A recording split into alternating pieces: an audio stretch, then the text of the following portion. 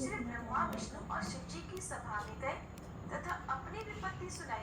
तब ब्रह्मा जी ने कहा, तुलसी परम साध्वी हैं, उनका विवाह शंखचूर्ण से मैंने ही कराया था।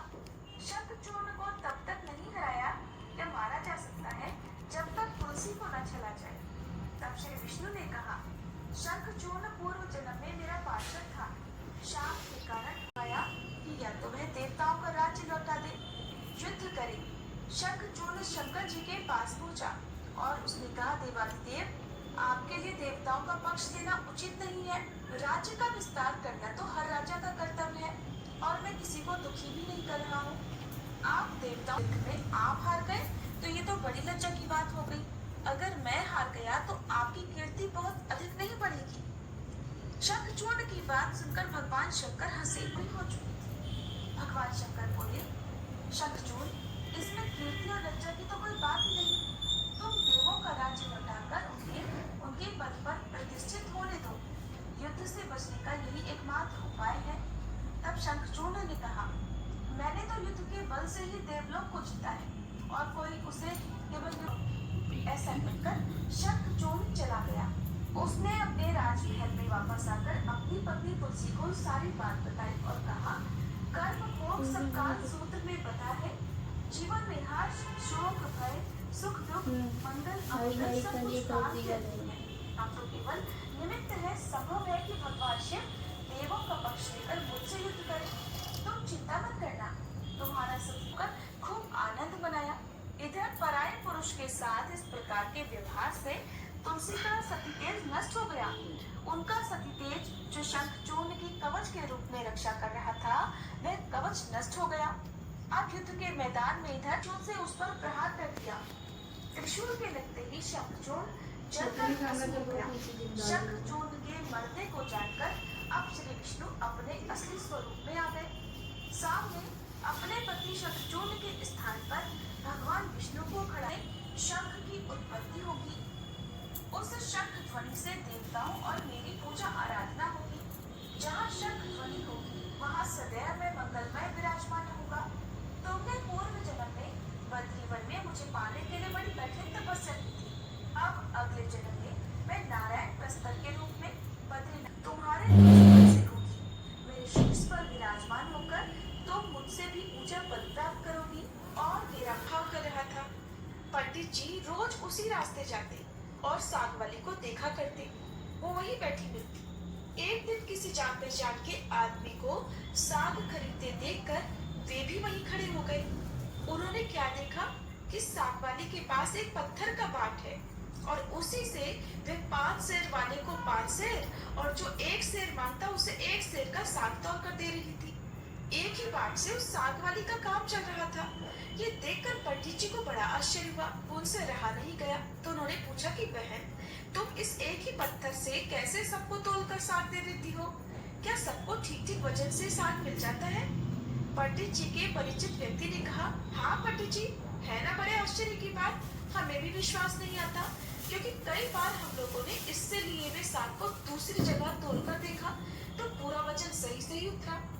एक ही बाट से सभी को, किसी को कम चाहिए तो कम देती है, ज्यादा चाहिए तो ज्यादा साग तोड़ कर देती है। कभी इसके वजन में कोई कमी नहीं हुई। और मैंने इसको उठाकर अपने कान्हा जी से कहा, कान्हा, मैं तोड़ना नहीं चाहती, आप ऐसी कृपा करें जिससे इसी से सारे तौल हो जाएं। बस तभी से मैं इसे अपने साथ रखती हूँ। अब मुझे अलग अलग बटखरों की जरूरत नहीं पड़ती, इसी से सब काम निकल जाता है। अब बताइए पंडित जी, मैं भला इसे आपको कैसे दे सकती हूँ? पंडित जी बोले, एक काम करो, ये पत्थर तुम मुझे दे दो, इसके बदले में। साग वाली ने कहा, कितने रुपए दोगे तुम? मुझे वृंदावन का खर्च दोगे क्या?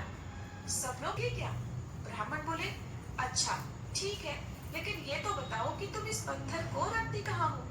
साग वाली बोली, इसी टोकरी में रखती हूँ, और कहाँ रखूंगी? अब ब्राह्मण ये सुनकर घर वापस लौट आए और चुपचाप बैठ गए।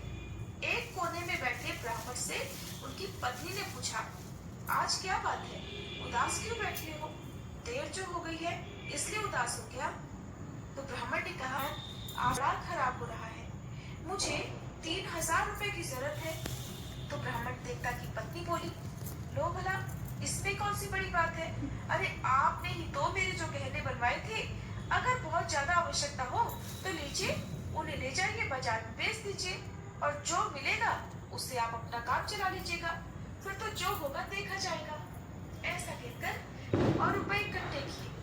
दूसरे दिन सवेरे सवेरे उसी साग वाली के पास जाकर खड़े हो गए और गिन कर उसे रुपए दे दिए। छोटा सा सुकुमार बालक ब्राह्मणी से कह गया, पंडिताई जी, तुम्हारे घर पर ठाकुर जी आ रहे हैं, घर को अच्छी तरह झाड़ बुहार कर ठीक कर लो।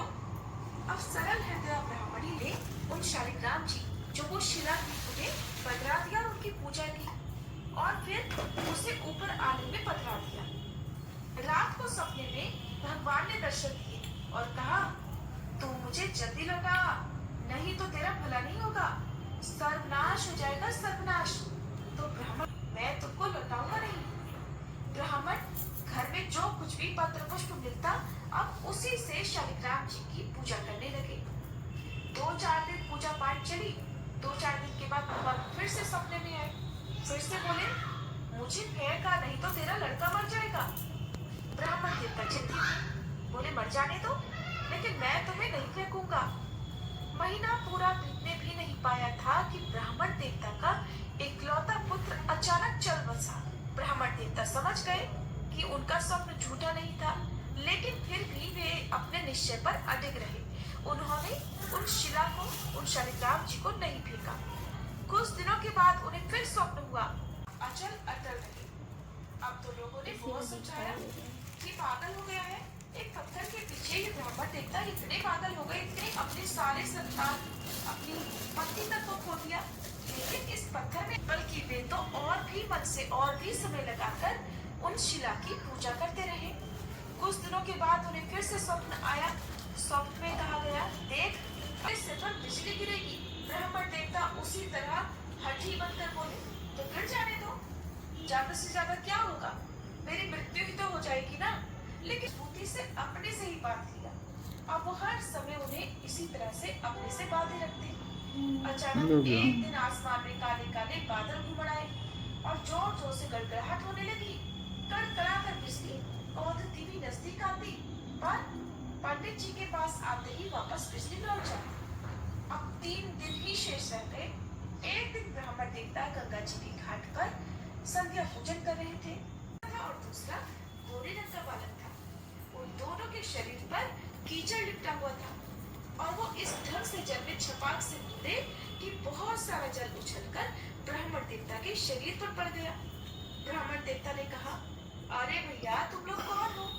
कहीं इस तरह जल में कूदा जाता है क्या? देखो तो जरा, मेरे शरीर पर जल के छींटे पड़ गए, मैं पूरा भीग गया। अरे मैं तो भीगा नहीं भीगा, ये देखो, मेरे भगवान पर भी छींटे पड़ गए। देखते नहीं, मैं पूजा कर रहा था। बालकों ने सुना तो कहने लगे, ओहो, बताओ तो तुम किसके लड़के हो?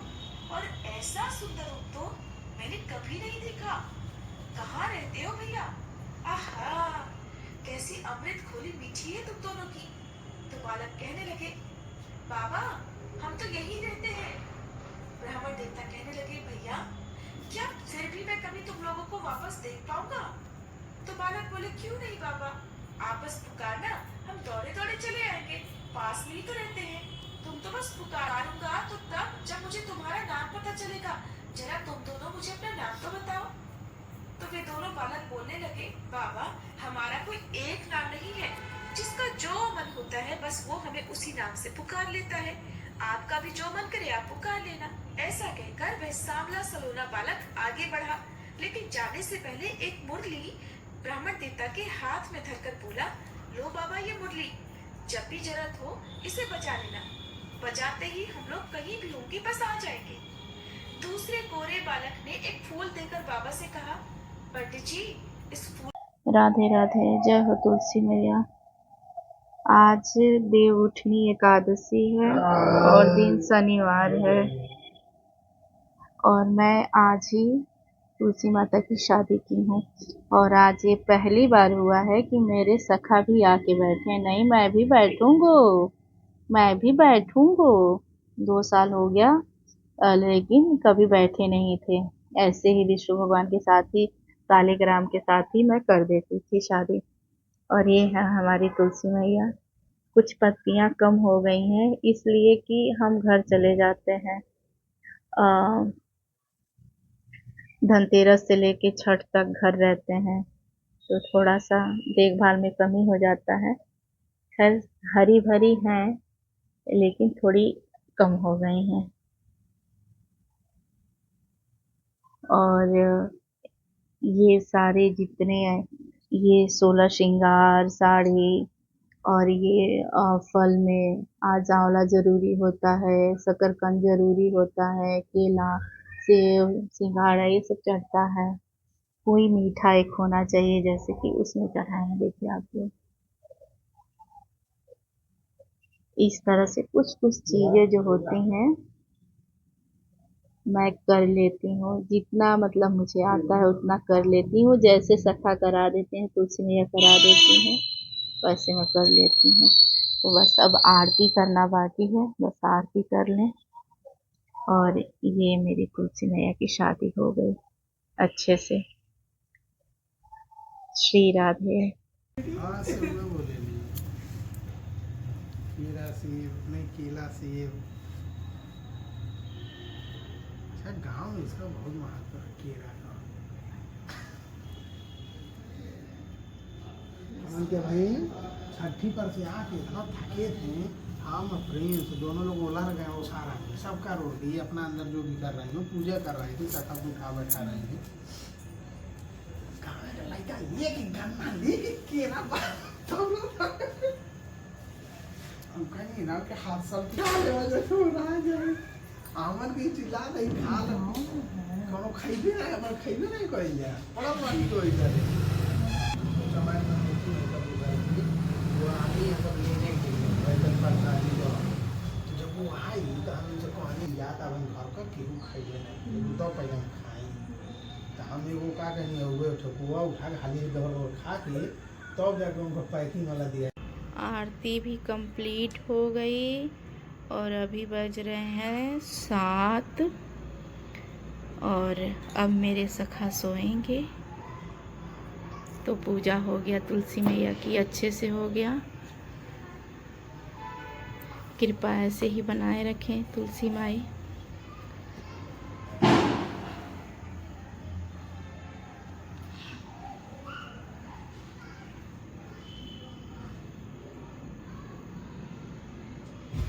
सखा सुना